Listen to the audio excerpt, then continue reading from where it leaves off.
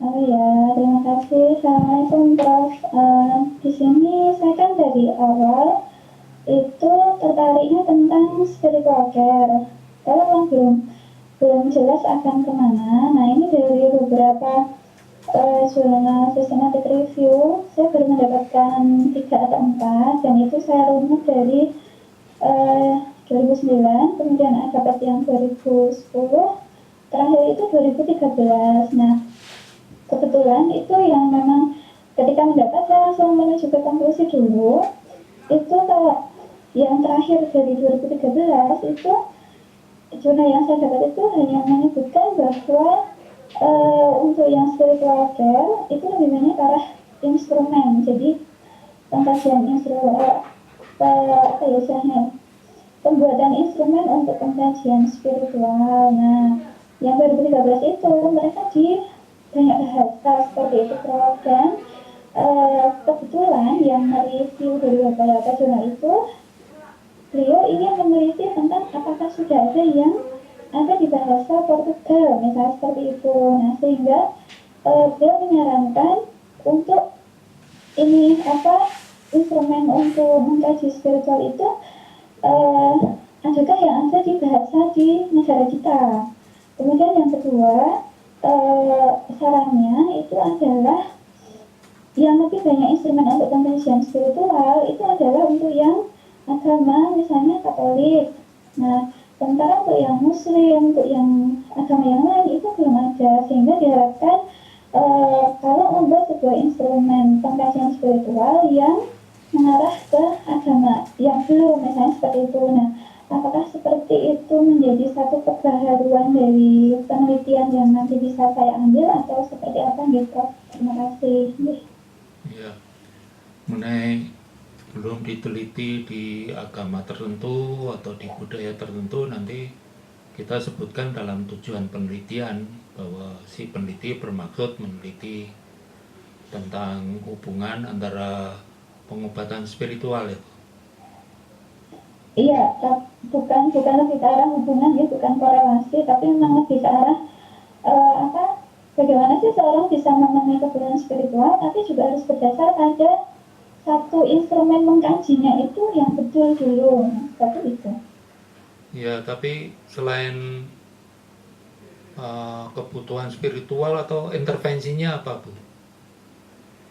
Pengobatan spiritual. Kalau untuk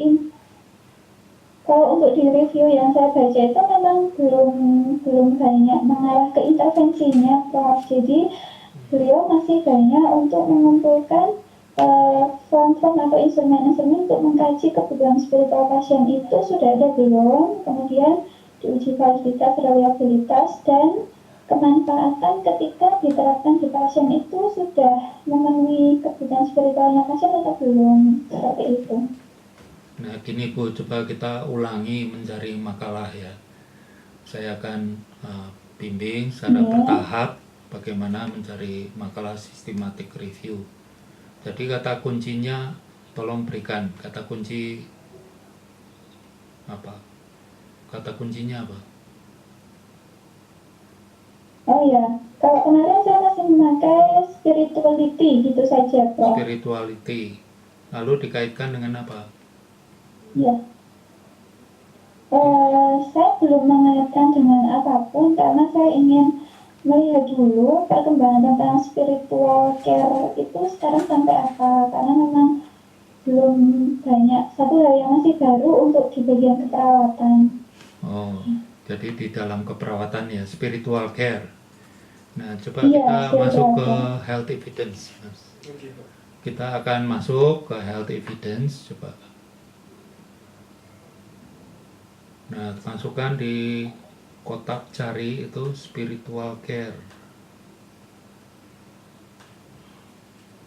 Dan Akun website internet itu Totran. Ini Bu, bisa dilihat di layar. spiritual care coba.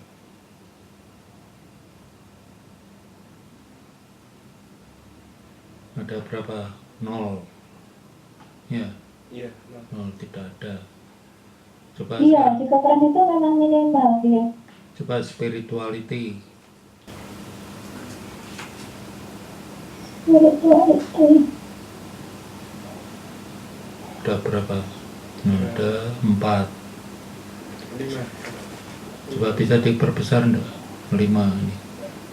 Yang tapi semua moderat dan weak. Jadi misalnya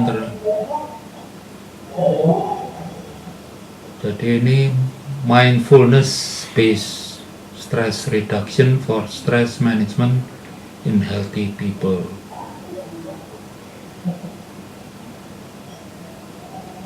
Delete dong. Nah dulu, karena tidak menyangkut spiritual care. Sekarang coba kita ke BMC. Jadi ketik di atas itu BMC.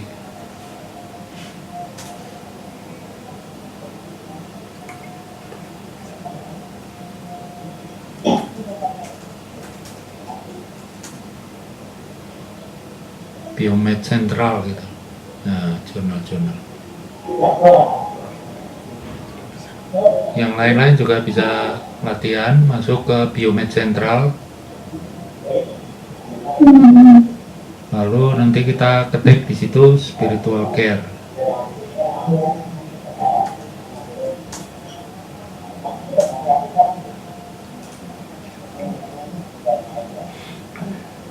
Tidak bisa koneksi.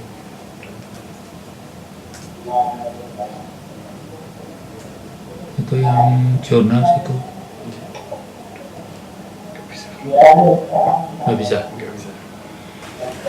Nah, bisa juga cara yang mudah itu masuk ke Yahoo atau Google. Coba ketik spiritual care, terus tambahkan systematic review.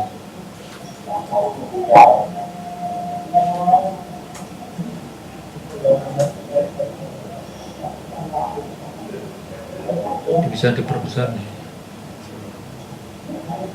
Nah, ini spiritual care as e-health. Itu terus kemudian ada spiritual care pada akhir kehidupan. Terus ada ke bawah lagi spiritual care dan atau spirituality pada orang yang demensia. Terus nah ini semua systematic review. Nah untuk latihan coba kita klik yang pertama tadi, spiritual care as e-health. Nah nanti kita langsung menuju ke konklusi, dan kalau menarik ya diperiksa lebih detail tentang ukuran, cara mengukurnya spiritual care, dan juga intervensinya. Ini sebenarnya berupa e-health. Itu kan menarik ini karena hampir semua punya komputer dan akses ke internet. Nah mungkin saudara tertarik untuk meneliti ini, spiritual care dalam e-health, terus dikaitkan dengan apakah ditujukan pada orang-orang yang sudah terminal atau pasien-pasien dengan penyakit-penyakit kronis, apakah itu penyakit jiwa atau penyakit degeneratif yang lain. Jadi selalu ada kaitannya dengan praktis untuk para praktisi, karena kita ingin membantu para praktisi yang menghadapi berbagai masalah praktis. Yang salah satu masalah praktisnya ini adalah masalah kesehatan jiwa atau kesehatan mental, terutama pada mereka yang sudah menghadapi ajal atau mereka yang menghadapi penyakit-penyakit yang harapannya tipis dan sebagainya, atau penyakit-penyakit kronis. Lalu para praktisi ingin tahu spiritual care macam apa yang berdaya guna, yang efikasius.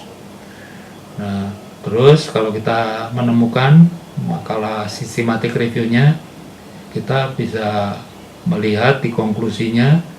Kalau konklusinya sudah lebih mantap, artinya penelitian-penelitiannya memberikan bukti yang kuat, rekomendasinya untuk action. Jadi bagi para praktisi, mereka punya bahan untuk atau punya dasar untuk melakukan tindakan-tindakan tertentu. Kalau masih lemah buktinya, ini tugas para peneliti untuk menghasilkan penelitian yang lebih kuat buktinya. Jadi Ibu, saya kira makalahnya belum tepat. Coba cari di nah ini BMC, coba ke klik journals. Nah itu klik journals. Terus seperti tadi isi spiritual care dipakai strip ya. Care terus N huruf besar semua. Sebentar, Prof, minta belajar saya. Terus N huruf besar semua, terus systematic review pakai strip juga. Coba go, lihat ada berapa makalah yang dihasilkan.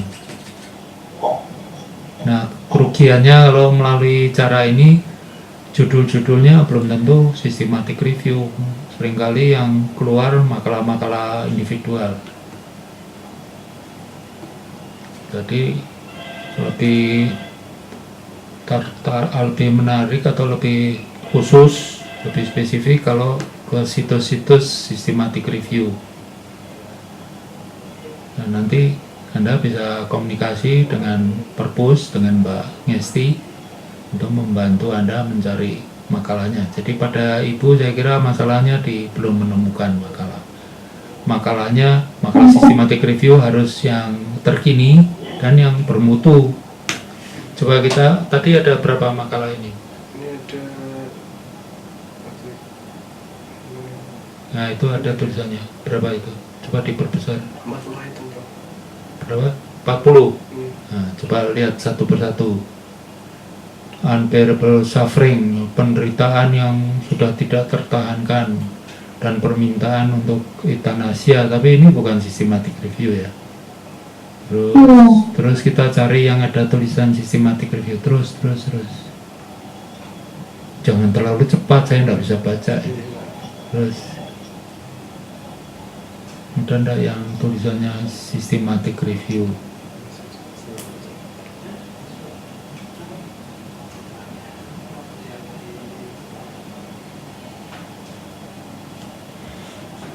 Terus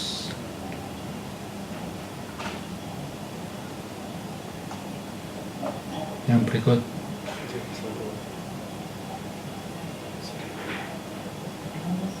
nggak ada, cuma satu halaman. Ada 2 halaman. Apa? Nah, ini kan masih ada tuh. Ini masih ada. Terus diperbesar. Cari yang systematic review. Terus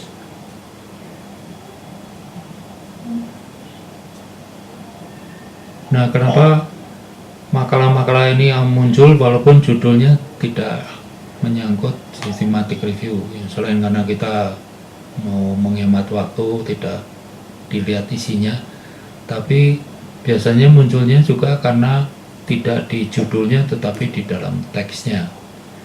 Nah, sekarang kita kembali ke permulaan, ke tadi, ke jurnal-jurnal. Jadi BMC, terus jurnal-jurnal. Nah, klik jurnal. Terus ke bawah ada jurnal systematic review.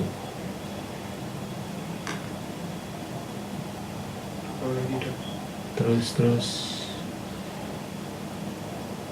S. Nah itu klik. Nah kerugiannya atau hambatannya di jurnal ini ada masih berbentuk protokol, proposal belum. Tapi kita bisa klik gitu atau isi. Coba spiritual care. Pakai strip. Coba di enter.